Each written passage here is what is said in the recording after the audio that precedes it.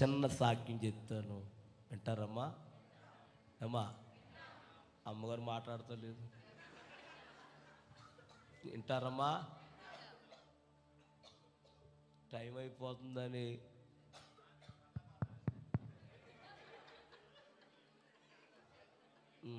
మాది స్వగ్రం గణపవరం దగ్గర నిండ్రకొల్లు. మాది గణపవరం దగ్గర నిండ్రకొల్లు, పెద్ద నిండ్రకొల్లు అంటారు.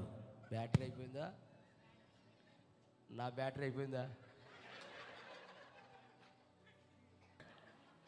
మాది ఏ ఊరండి? వెనకాలరా పెద్ద నిండ్రకొల్లను, కొల్లేరు ప్రాంతం అది. మా అమ్మగారు మా నాన్నగారు హిందువులు, క్రైస్తవులు ఏమీ కాదు. 11 సంవత్సరాలు అయింది పెళ్ళయి. ఎవరికే? నాకు కాదు, ఆవిడ నాకంటుందండి. ఆవిడ స్తోత్రం చెప్పండి గట్టిగా. ఎవరికమ్మా? అమ్మగారికి నాన్నగారికి పెళ్ళయి 11 సంవత్సరాలు అవుతే అక్కడికి ఎక్కడికి మొత్తం ఎన్ని గుళ్ళు ఉన్నాయో అమ్మా, అన్ని గుళ్ళు తిరిగేసారండి. ఎక్కడికి వెళ్ళినా పని అవ్వలేదు వాళ్ళకి. అయితే మా ఊర్లో మా పిన్ని గారు ఉన్నారు, చర్చికి వెళ్తారు. ఆవిడ మా అమ్మగారిని ఒకసారి చర్చికి తీసుకెళ్ళి అయ్యగారి చేత ప్రార్థన చేయించి, ప్రార్థనలో అయ్యగారు ప్రవచనం ఎత్తారంట. అమ్మా, నీకు ఈ సంవత్సరం దేవుడు నీకు మగబిడ్డనిస్తున్నాడు అని ఈ ప్రార్థనలు చెప్పేశారు అమ్మకి. ఆ ప్రార్థన అయ్యాక అమ్మగారు అన్నారంట, నిజంగా యేసు ప్రభువారు నాకు బిడ్డనిస్తే నేను మా ఆయన గారు బాప్తీసం తీసుకుంటామని చెప్పారు. స్తోత్రం చెప్పండి. అయ్యగారి మాట దేవుడు ఏం చేశాడంటే నెరవేర్చేసాడండి. ఇక మా అమ్మ నాన్న బాప్తీసం పొందారు. తర్వాత మళ్ళీ అబ్బాయి పుట్టాడు, తర్వాత అమ్మాయి పుట్టింది. ఎవరు నమ్ముకున్నాక? అది నేను మా చెల్లి మా ఇద్దరిని బళ్ళు జాయిన్ చేశారు. నాన్న అమ్మ అన్నయ్య పనికి వెళ్ళేవారు. అలా వెళ్తూ చదువుకుంటూ ఏమండి సినిమాలోకి వెళ్ళిపోయాను. అమ్మా, ఎక్కడికి వెళ్ళిపోయాను? చాలా సినిమాలు యాక్ట్ చేశాను నేను. చాలా సినిమాలు యాక్ట్ చేసి ఏది మానేసి అమ్మా వెళ్ళిపోయాను. కృష్ణరాజుతో యాక్ట్ చేశాను, బాలకృష్ణతో యాక్ట్ చేశాను, అచ్చెన్నతో యాక్ట్ చేశాను, ఏమండి కమలాసంతో యాక్ట్ చేశాను. 6 చిత్రాలు నటించి వచ్చేసాను ఇంటికి. ఏది మానేసి వెళ్ళాను? నేను తిరిగి వచ్చేటప్పటికి చెల్లి 10వ తరగతి చదువుతుంది. ఎన్నో తరగతి? నేను వచ్చి నెల అయింది. మా నాన్నగారు అన్నారు, నువ్వు వచ్చి నెల అయిపోయింది, ఇటేమో చదువు మానేసావు, అటేమో సినిమాలు రావటం లేదు. ఓ పని చేయ అన్నాడు మా నాన్నగారు. ఏం చేయమంటారు అన్న? మళ్ళీ చదువుకో, అవి వస్తే లేకపోతే లేదు, చదువుకో అన్నాడు. అప్పటికి మా చెల్లెని మా నాన్న ఏం చేశారు, ఇంకా చిన్నపిల్లడు అనుకున్నారేమో, నన్ను 1వ తరగతిలో జాయిన్ చేశారు. నన్ను ఎన్నో తరగతి అమ్మా? 1లో జాయిన్ చేశారు నన్ను. మా చుట్టాలందరూ బాబు, అప్పుడు నా పేరు సీను, బాబు సీను ఎన్నో తరగతిరా అని అడుగుతున్నారు నన్ను. 1 అంటే బాగోదని నేను చాలా చదువుతున్నానులే అన్నాను. ఇక అలాగ కొట్టుకెళ్ళిపోతుంది బండి. అయితే ఇలా చదువుకునే సమయంలో తాడేపల్లిగూడెం తెలుసండి అమ్మా? అక్కడ ఒకప్పుడు మద్దాల రామారావు ఉండేవాడు. మద్దాల ఏం చేస్తాడు చెప్తారు ఎవరన్నా? అది అబ్బా, ఎవరన్నా బాగా చెప్పాడు నిజంగా. ఆయన యూట్యూబ్లో చూసాడేమో, వేసావు దెబ్బ. స్తోత్రం చెప్పండి గట్టిగా. మద్దాల రామారావు అని ఒక ఆయన ఉండేవారు అక్కడ. ఆయన గొప్ప డ్రామాటర్ అండి ఆయన. అయితే సినిమా తీయాలనుకున్నాడంటండి ఆయన. ఏం సినిమా? కొత్త బాలనాగమ్మ. కొత్త ఎవరో అన్నారంట, ఒక ఆయన ఉన్నాడండి మొన్నే వచ్చాడు, ఆయన ఉంటే మన సినిమా హట్ అయిపోద్ది అన్నాడంట. సర్లే అని చెప్పిన ఆయన రామారావు గారు మా నిండ్రకొల్లు కారుకి వచ్చేసారు. వాళ్ళు వచ్చేటప్పుడు ఇంటికాడ మా అమ్మగారు ఉన్నారంట. ఎవరున్నారమ్మా? మా అమ్మగారు ఉంటే మా అమ్మగారిని అడిగారంట, ఏరండి మీ అబ్బాయి గారు ఏడారండి అన్నారంట. మా అబ్బాయి ఇప్పుడే బడికి వెళ్ళాడు అన్నారంట. అందులో ఒక ఆయన అన్నాడంటే, ఇప్పుడు బడికి వెళ్తాం ఏంటండి, ఆయన చాలా పెద్దోడు కదా ఆయన అంటే. అప్పుడు మా అమ్మగారు అన్నారంట, మా ఆయనగారు జాయిన్ చేశారండి అందంట. మరి ఎప్పుడు వస్తాడు మీ అబ్బాయి అంటే, మధ్యాహ్నం భోజనానికి వస్తారండి, అప్పుడు దాకా మా అబ్బాయి బడి నుంచి. సర్లే మేము వచ్చేదాకా ఉంటామమ్మా, అక్కడ కూర్చుంటాములని అక్కడ కుర్చీలు వేసారంట, కూర్చున్నారు. ఈలోగా కొంత టయానికి నేను వచ్చాను. వచ్చి కాళ్ళు చేతులు కడుక్కొని భోజనాన్ని కూర్చున్నాను. అమ్మగారు భోజనం పెట్టారు. అన్నారు ఆవిడే, అది అక్కడ కూర్చున్నారు చూసావా, షూటింగ్కి వచ్చారు, వెళ్తావా బాబు అంది. వెళ్తానన్నాను. ఇక బ్యాగ్లో బట్టలు ఇట్టేశారు, వెళ్ళిపోతున్నాం. కారు ఎక్కిచ్చేసుకున్నారు. వారు నేర్పాలి కదా, ఏమన్నా నేర్పాలి వద్దా? ఏంటి యాక్షన్ నేర్పాలి, మాటలు నేర్పాలి, ఏమీ లేవు. కారు ఎక్కించుకుని విశాఖపట్నం అవతల అరకలోయ, ఎవరన్నా వెళ్ళారమ్మా అరకలోయ? ఏమండే వెళ్తే తెలుస్తుంది ఆ వాతావరణం, వెళ్ళినోటి తెలుస్తుందిలే. అక్కడ నేను దిగాను. ఏమండే ఏమి చెప్పలేదేంటి నాకు అన్నాను. ఆయన అంటే నీకేం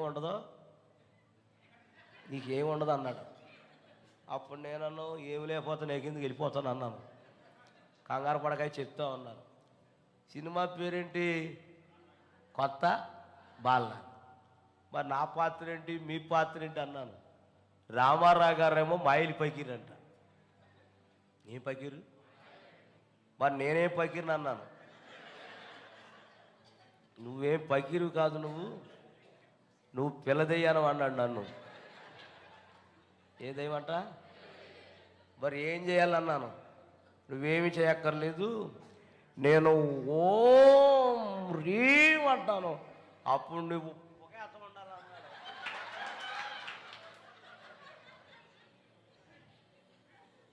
ఏమి చేయాలంట? సర్లే, ఒక ఆయన గురువు గారు లోపలికి రండి అన్నాడు. లోపలికి ఎందుకు అన్నాను. మీ మోకానికి రొంగేయాలన్నాడు. సర్లే లోపలికి వెళ్ళాను. అసలే ఎరుపు కదా మొహం, ఎంత రాసినా ఆ నలుపు తారు డబ్బా కన్నా ఈనమైపోయింది మొహం. నల్ల విక్కెట్టాడు, నల్ల గౌనేసాడు. బాబు ఒకసారి అర్థం ఇస్తావా అన్నాను. నేనేమన్నాడు ఆయన, ఎందుకేమో అన్నాను. నేనేసినడికే నాకే భయం వేస్తుంది అన్నాడు. బాబు వద్దులే బాబు, ఉంచేసుకున్నా. ఆయన అర్జెంటుగా బయటికి వెళ్ళాలన్నాను. ఇలాగే డ్రెస్తో బయటికి వెళ్తూ ఉంటే బయట 2 కుక్కలు రెడీగా ఉన్నాయి అక్కడ. అయ్యి బాబు ఇక్కడున్నాయి ఏంటి అని మళ్ళీ పరిగెత్తుకొచ్చేసాను. ఆయన అక్కడే ఉన్నాడు. ఏంటి ఇలాగెళ్ళి ఇలాగ వచ్చేసావు అన్నాడు. పని అయిపోయింది బాబు అన్నాను. మొంత ఇచ్చాడు, మొంత అందులో నిప్పులు ఉన్నాయి. యాపరని ఇచ్చాడు, సాంబారని ఇచ్చాడు. ట్రైనింగ్ లేదు, ఏమీ లేదు. నాకంటే భయంకరంగా ఉన్నాడు ఆయన. ఎవరో మాయిలు పకీరు. ట్రైనింగ్ లేదు, ఏమీ లేదు. ఏమండి భయం వేస్తుంది అన్నాను. ఏమవుతున్నాను, వేసే అంటున్నాడు. ఏంటి వేసేది? మొదలెట్టాడు. ఓం రీం అంటున్నాడు. ఏమేయాలి? ఒకే శాతం ఉంటే నాకు చెప్పాలి కదా ఏంటది.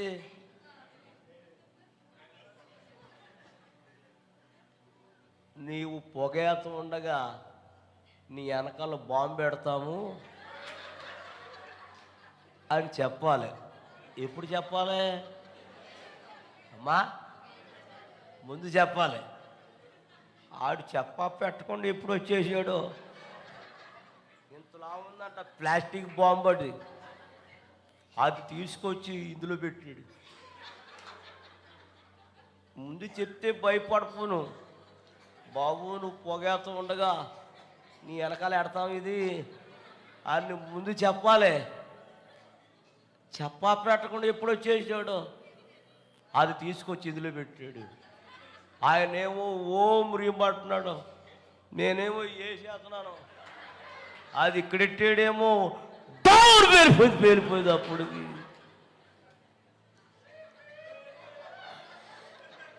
ఎక్కడెట్టాడేమో బద్దలైపోయి పేలిపోయి సారథ్యమో పైకి వెళ్ళిపోయి చూసావా, అలా పైకి వెళ్ళిపోతామంటే బాబోయ్ కాపాడరే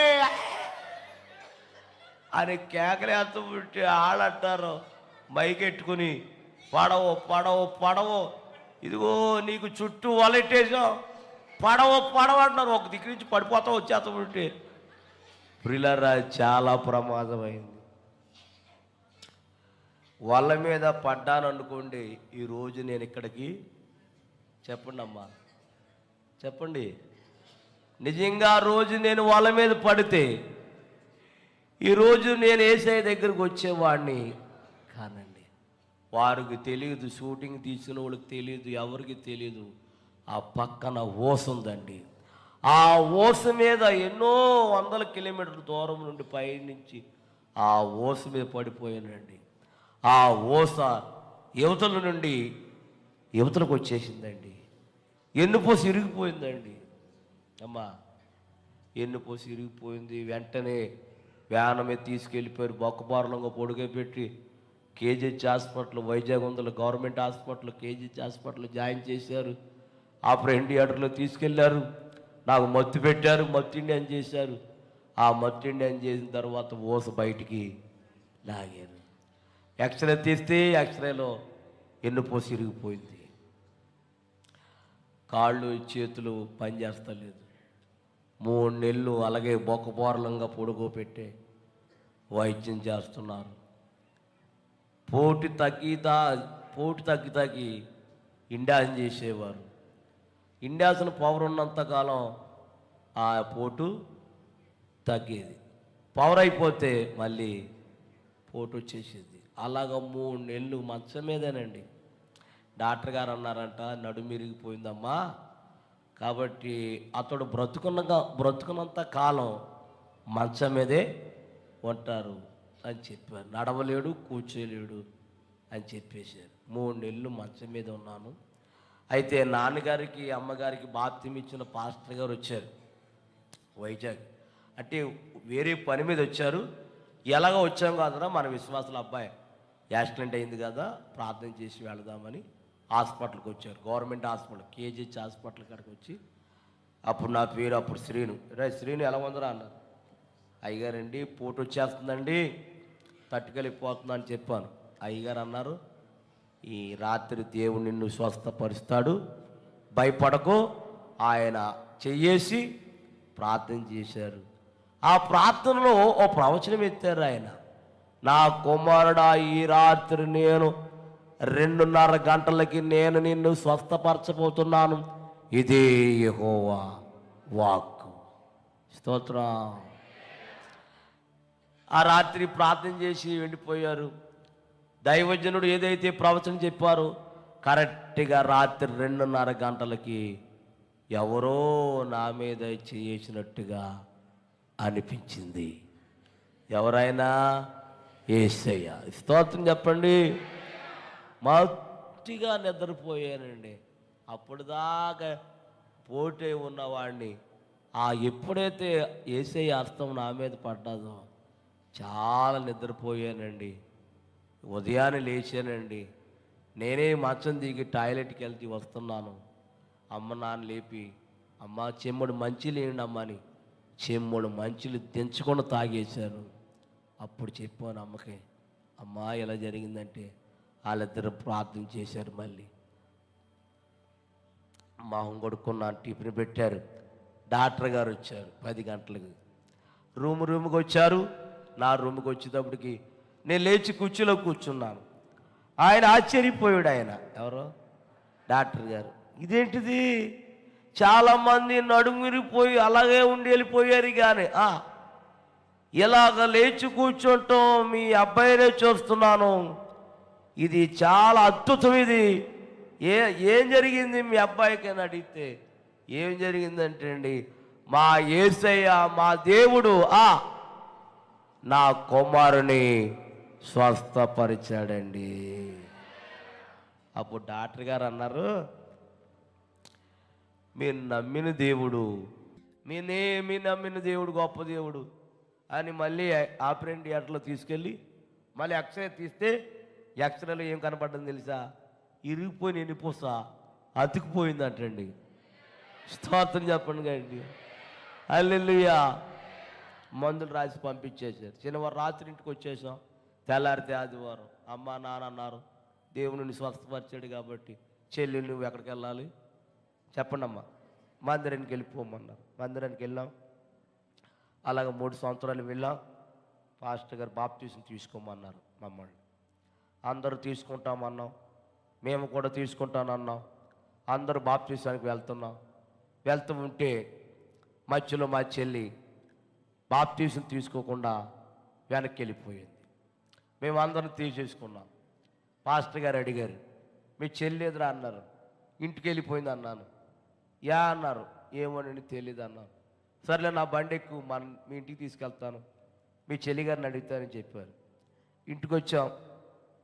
చెల్లిని పిలిచారు.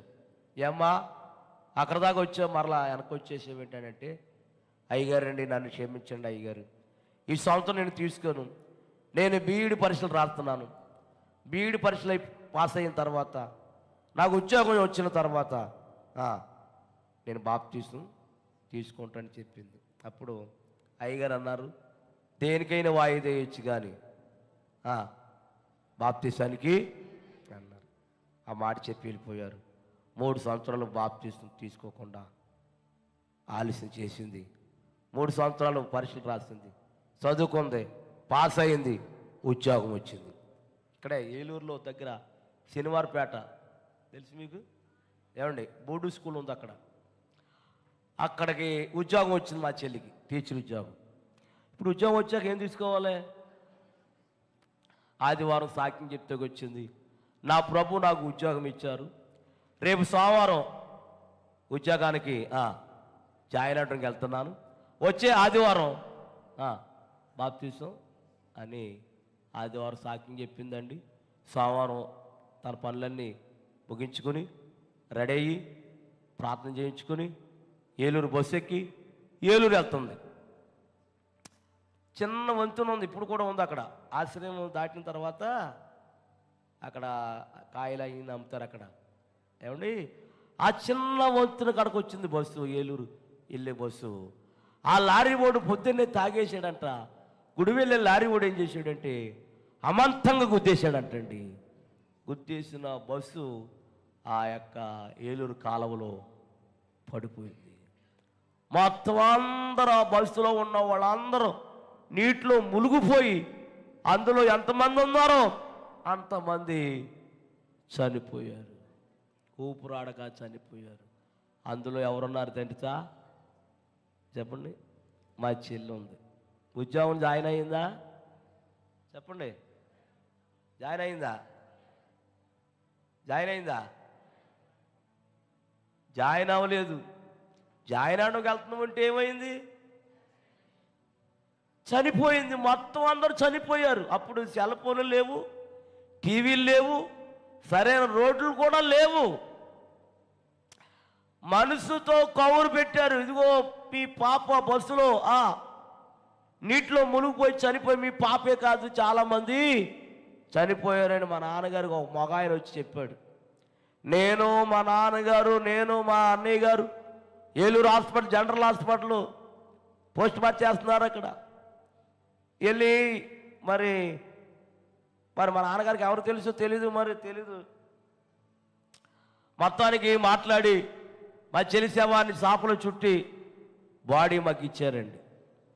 మా నాన్నగారు తట్టుకోలేక అక్కడక్కడే కళ్ళు తిరిగి పడిపోయాడు ఆయన. నాకు ఆడపిల్లలంటే చాలా ఇష్టం. నాకు రాత్రి నేను ఎందుకు చెప్తున్నానంటే చెల్లి అంటే చాలా ఇష్టం అమ్మ. నాకు ఎంత ఇష్టం అంటే చెల్లి అంటే అంత ఇష్టం నాకు. శవాన్ని చూడగానే తట్టుకోలేకపోయాను నేను. మా నాన్న తట్టుకోలేకపోయాడు, మా అన్నయ్య తట్టుకోలేకపోయాడు. నీళ్లు జల్లి నాన్నకి ముఖం మీద లేపి ఆ చుట్టుపక్కల ఉన్న జనం అందరూ అన్నారు, బస్సు శవాన్ని తీసుకెళ్దాం, ఏదైనా కారు మీరు మాట్లాడుకుని శవం తీసుకెళ్తుంది, కానీ బస్సు మట్టికి కారు మాట్లాడుకుని శవాన్ని కారులో ఎక్కించుకొని శవాన్ని ఇంటికి తీసుకెళ్తున్నాం.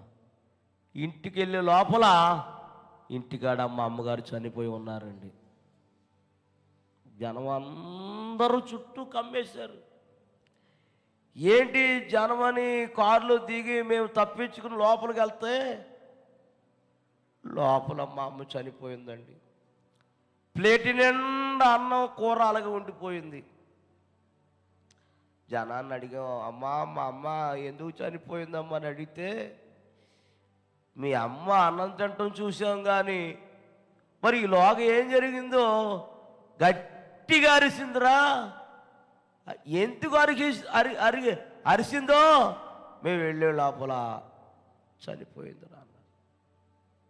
ఎందుకు చనిపోయిందంటే ఒక ఆవిడ చెప్పింది, మీ అమ్మ అన్నం తింటం ఉంటే ఒక కుర్రడు వచ్చి మీ పాప బస్సులో నీటిలో మునిగిపోయి చనిపోయింది అన్నారు. వెంటనే గట్టిగా అరిసి అక్కడక్కడే గుండాగిపోయి చనిపోయిందంటండి. చెల్లిని అమ్మని పక్కన పడుకోబెట్టి బంధువులందరూ కవర్ చేసి, అందరు కవర్ చేస్తున్న మనిషితో మా నాన్న ఇంకా తట్టుకోలేకపోతున్నాడు, అన్నయ్య నేను ఇంకా తట్టుకోలేకపోతున్నాను. రాత్రి అంతా ప్రియులరా, సాయంత్రం అయిపోయింది, 7, 6, 5 అయిపోతుంది ఈ సంగతి జరిగి. 5:30 దాకా మా నాన్నగారిని మా దగ్గర ఉండి ఏడుతూ ఉంటే 5:30కి దాటిన తర్వాత మా నాన్న ఏం చేశాడంటే తట్టుకోలేక చేలోకి వెళ్ళిపోయి పురుగులు మందు తాగి చచ్చిపోయాడంట. చనిపోయాడని మాకు తెలియదు. ఉన్నాడు కాదా అని ఎక్కడో ఉంటాడు, ఏడుతూ ఉంటాడని మేము బాధలో ఉంటే ఈలోగా ఒక రైతు చేలోకి వెళ్ళి వస్తున్నాడంట ఇంటికి. దారిలో గట్టు మీద చనిపోయి ఉన్నాడంట మా నాన్న. అతడు భయపడిపోయి పరిగెత్తుకొచ్చి, ఒరే మీ నాన్న చేలో పురుగు మందు తాగి గట్టు అడ్డంగా పడిపోయాడు అన్నాడు. మళ్ళీ మగోళ్ళు వెళ్ళి శవాన్ని తీసుకొచ్చారు చేలేసి. మా నాన్న తెల్లారితే బాగోదు అన్నారు పెద్దలు. సర్లేని రాత్రి చెల్లిని అమ్మని నాన్ని ఆ రాత్రి ఆ రోజు ఒక్కరోజులోనే ముగ్గురికి సమాధి చేసేసామండి. వాళ్ళు చనిపోయారు. నా బంధువులందరూ నన్ను ఏం చేశారంటే అన్నం పెట్టారు, అన్నం తింటున్నాను. అన్నం తింటూ ఉంటే మగోళ్ళు వచ్చి కాగితాల మీద సంతకాలు ఎట్టమన్నారు. అప్పుడు మాకు పొలం ఉంది, ఆస్తి ఉంది. ఈ ఆస్తి అంతా, ఈ పొలం అంతా నా పేరున ఉంది. మా అమ్మోళ్ళు చెప్పలేదు నాకు, ఇదంతా నీ పేరున ఉంది నాన్న అని చెప్పలేదు నాకు. ఈ కాగితాలు ఎక్కడిట్టారో నాకు తెలీదు. సర్లే అని నేను అన్నం తింటూ ఉంటే అన్నం తినే లోపల వీళ్ళు వచ్చారు, రే దీంట్ల మీద సంతకాలు ఎట్టు అన్నారు. నేనేం చేశానండి, నేను ఏం అడగలేదు. పెట్టమన్నారంటే పెట్టేశాను. ఆ కాగితాలు అలా అడ్డిపోయారు. మరలా అన్నం తిందామని చేయి లోపల పెట్టాను. చేయి లోపల పెడితే ఆడోళ్ళు వచ్చి నా అన్నాన్ని లాగేశారు. అన్నం లాగేశారు. తప్పమ్మ అలా లాక్కూడదమ్మా అంటే, లేదు ఎంతకాలం నీకు అన్నం ఎందుకు పెట్టామో తెలుసా, ఈ ఆస్తి కోసం. ఇప్పుడు మా ఇంట్లో ఉండటానికి వీల్లేదన్నారు. నేను అన్నాను, నాకేం వద్దమ్మా, అస్సలు ఏం వద్దు నాకు. ఒకవేళ చనిపోతే సమాధి చేయండి, మీరు తప్ప నాకెవరు లోకంలో ఎవరు లేరమ్మా అంటే, లేదు లేదు ఈ రాత్రి వెళ్ళిపోవాలన్నారు. నేను వెళ్ళన్నాను. ఎందుకు వెళ్ళవరని అమ్మా చక్క పట్టుకుని లాగేసి బయటికి గెంటేసి తలుపేసేసారు. రాత్రి అన్నం తిన్నవల, అప్పుడు చాలా ఆకలిగా ఉండేది. అప్పుడు ఆ రాత్రి 10 అయిపోయింది, ఎక్కడికి వెళ్ళాలో దారి తెలీదు. ఆకలి అయిపోతున్నావు, పక్కన కాళ్ళు చేతులు లాగేస్తున్నాయి. సర్లేని తట్టుకోలేక మా అమ్మని నాన్న చర్చికి తీసుకెళ్ళింది కదా, ఆ పిన్ని గారు అవుతారు నాకు, అక్కడికి వెళ్ళి తలుపు తట్టాను. ఏంటబ్బాయి అన్ని తీసిన తలుపు, కొంచెం అన్నం ఉంటే పెడతావా అమ్మా అన్నాను. ఆవిడంది సర్లే పెడతా, నాకు బయట కూర్చొని లోపలికి వెళ్ళింది. లోపలికి వెడితే పెడతాకి కుండలో అన్నం లేదండి. ఓ పని చేస్తావురా అంది. ఏం చేయనమ్మా, అన్నం అయిపోయింది, నువ్వు తట్టుకోలేవు కాబట్టి ఓ ప్లేట్ ఇస్తాను, ఇంటింటికి వెళ్ళి అడుక్కోమందండి. ఆ రాత్రి ఎక్కడికి వెళ్ళాలో తెలియక ఆ రాత్రి అంతా ఇంటింటికి తిరిగాను, కానీ 10-10:30 అయిపోతుంది, ఎవరు ఎట్టలేదు. అలాగా నిడమర్రు, మందలపారు, బోనుపల్లి, గణపవరం, పెప్పరి, పెంటపాడు, ముదురుడుపాడు, తాడేపిలిగూడు ఒకే జతపట్ల మీద 3 సంవత్సరాలకి నెట్టుకుని అడుక్కున్నానమ్మ నేను. తాడేపిలిగూడెంలో బస్ స్టాండింగ్లో కాగితాలు వేసుకుని పడుకునేవాడిని. అక్కడే ఉంటూ అక్కడే అడుక్కుంటూ ఉండేవాడిని. ఒక రాత్రి అడుక్కుంటానికి తాడేపిలిగూడెం అంతా తిరిగాను, కానీ ఎవ్వరూ అన్నం పెట్టలేదండి. ఆకలి అయిపోతుంది, చిన్న వయసు, బాగా విపరీతమైన ఆకలి. సర్లేని పోలీస్ స్టేషన్, తాడేపిలిగూడెంలో పోలీస్ స్టేషన్ ఎదురుకుండా వాటలు ఉంటుంది, ఉడిపి వాటలో ఏదో అయ్యా, అక్కడ ఆ వాటలకి వెళ్ళాను. ఆ రాత్రికి వాండర్ గారికి నమస్కారం చేసి, అయ్యా కొంచెం అన్నం ఉంటే పెట్టండి అయ్యా అన్నాను. అప్పట్లో 5 రూపాయలంట భోజనం, కావలసినంత పెడతాం, 5 రూపాయలు ఇమ్మన్నాను.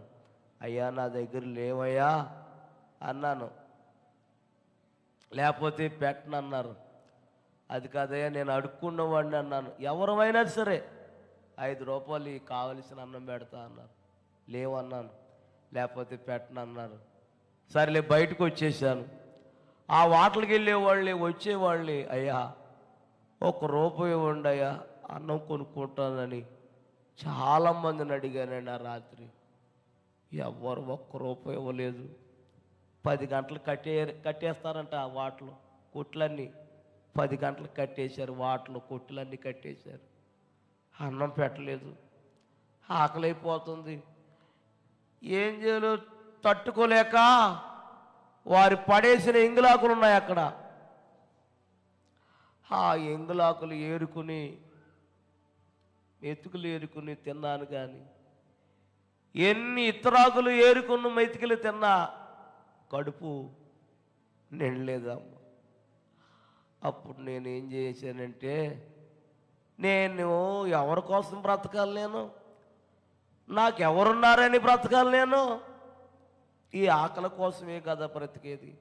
చచ్చిపోతే ఈ ఆకలి ఉండదని అక్కడికి నడిచి వెళ్ళిపోయిన వంతిని కాడికి నడిచి వెళ్ళిపోయి వంతిని పైకి ఎక్కేసి కాలలో దూకి చచ్చిపోదామని పైకి ఎక్కానండి. ఒక 5 నిమిషాలు అంటే చచ్చిపోతాను నేను. అదే టైంలో యోబు గారని పాస్టర్ గారు ఎక్కడికో వెళ్ళి మీటింగ్కి వెళ్ళి వస్తున్నారు. ఆయన వస్తూ ఉంటే ఒత్తినెక్కింది, కారు వంతునెక్కుతుంది. ఆ కారులో ఎందుకో చూడాలని బయటకు చూశారంటండి. బయట చూస్తే నేను కనపడ్డానంట వంతుని పైన. రే డ్రైవర్ కారు ఆపురా, ఆ కుర్రోడు ఎవరో పైకి ఎక్కేసాడు, కాలలో దూకేస్తాడు ఏంటి అని ఆగరా అని కారు ఆపి నేను ఇలా పడిపోతూ ఉంటే వెనకాలే శబ్దం చేయకుండా వెనకాల వచ్చి అలా అమాంతంగా పట్టుకుని కిందకు దింపి రా అని కారులోకి తీసుకెళ్ళి కారులో కూర్చోపెట్టి, ఎవరబ్బాయి నువ్వు అన్నారు. పలానా అబ్బాయినండి, పలానా ఊరండి మాది. చెల్లి, అమ్మ, నాన్న ఒక్కరోజులో చనిపోయారండి. నా బంధువులందరూ నన్ను ఇంట్లోంచి గెంటేశారండి. 3 సంవత్సరాలు అడుక్కుంటున్నానండి. ఈ రాత్రి ఎవరు అన్నం పెట్టలేక తట్టుకోలేక చనిపోదామని పైకి ఎక్కానండి అన్నాను.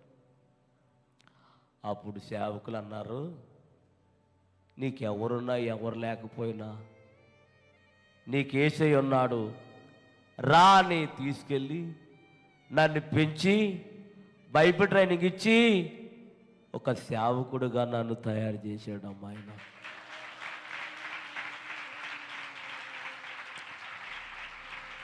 చాలు అమ్మా. దేవుడు యేసయ్య తన సేవకుడు రూపంలో వచ్చాడమ్మ నా దగ్గరికి. యోబు గారి దగ్గర ఉన్నాను కొంతకాలం. ఎవరైతే నన్ను గెంటేశారో, ఎవరైతే నన్ను త్రోసేశారో వారు అన్నీ అమ్మేసుకున్నారమ్మ. ఉండటానికి నీడ లేదు, తినటానికి అన్నం లేదు. నేనేం చేశాను తెలుసా? వాళ్ళందరిని తీసుకొచ్చి మా ఇంట్లో పెట్టుకున్నానమ్మ నేను. ఒకప్పుడు నన్ను ఏం చేశారు అమ్మా, ఇప్పుడు వాళ్ళందరూ నేనేం చేశాను? చేర్చుకున్నాను. ఎవరిని బట్టి? యేసయ్యని బట్టి. ఇప్పుడు నేను అనుకుంటూ ఉంటాను, అమ్ముంటే ఎంత బాగుండు, నాన్నుంటే ఎంత బాగుండు, చెల్లుంటే ఎంత బాగుండు అంటూ ఉంటుకుంటాను. కానీ లేరు తల్లి. అమ్మా, ఒక్క మాట మిమ్మల్ని అడగాలనుకుంటున్నాను, అడగనా వద్దా? అమ్మా, పురుషులు, యవ్వనస్తులు, స్త్రీలు, నా మాట ఏంటంటే, మరి అబద్ధం ఆడకూడదు. మీరు ఇంకా మీలో ఎంతమంది బాప్టిస్టు పొందలేదో చేయొద్దండి ఒకసారి. ఇంకా నేను రక్షణ పొందలేదన్న వాళ్ళు ఈ పురుషులలో, స్త్రీలలో, యవనస్తుల్లో ఎంతమంది ఉన్నారు? చేయొద్దండి అమ్మా. దయచేసి ఎత్తేవారు పూర్తిగా ఎత్తండి. నేను మీకోసం ప్రార్థన చేస్తాను అంతే. అమ్మా, అందరూ తీసేసుకున్నారు తల్లిలారా. తీసుకోలేని వారు చేయొద్దండి, పురుషులు, స్త్రీలు, యవనస్తులు. ఒక్కసారి ఎవరైతే చేయెత్తారో ఒకసారి లేచి నిలబడండి. ప్రార్థన చేస్తాను నేను. ఇంకా నేను రక్షణ పొందలేదయ్యా, ఇంకా నేను బాప్తిసం పొందలే. అమ్మా, ఎందుకు చూస్తున్నారు వెనక్కి? అది మానుకోండి రా తల్లి. ఎవరు లేచారు, ఎవరు లేచారు అని చూడకూడదు. మీరందరూ కళ్ళు మూసుకోండి, అందరూ కళ్ళు మూసుకోండి, కళ్ళు మూసుకోండి. అమ్మా, అమ్మా, కళ్ళు మూసుకోండి. తల్లి, తల్లిని పోగొట్టుకున్నాను, తండ్రిని పోగొట్టుకున్నాను, చెల్లిని పోగొట్టుకున్నాను. అమ్మా, చెల్లి,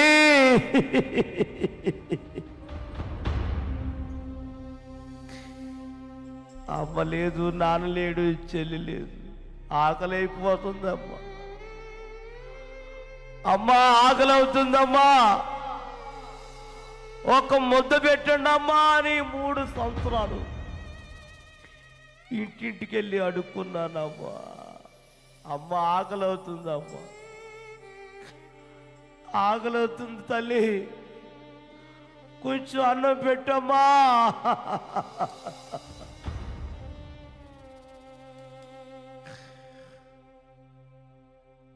అదే నీ సొంత కొడుకైతే ఏడవమ్మ నువ్వు, అదే నీ చెల్లైతే, అదే నీ అన్న అయితే, అదే నీ తమ్ముడైతే. నిజంగా తల్లిదండ్రులు లేకపోతే పిల్లలు అనాథులైపోతారమ్మ.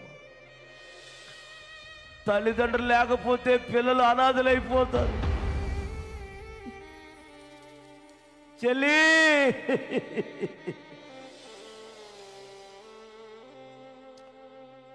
చెల్లి చనిపోయిందమ్మా. ఆ రోజే తీసేసుకుంటే బ్రతుకునేమో, ఆ రోజే నిర్లక్ష్యం చేయకుండా బాప్తిజం పొందితే నా చెల్లి బ్రతుకునేమో. అమ్మా చెల్లి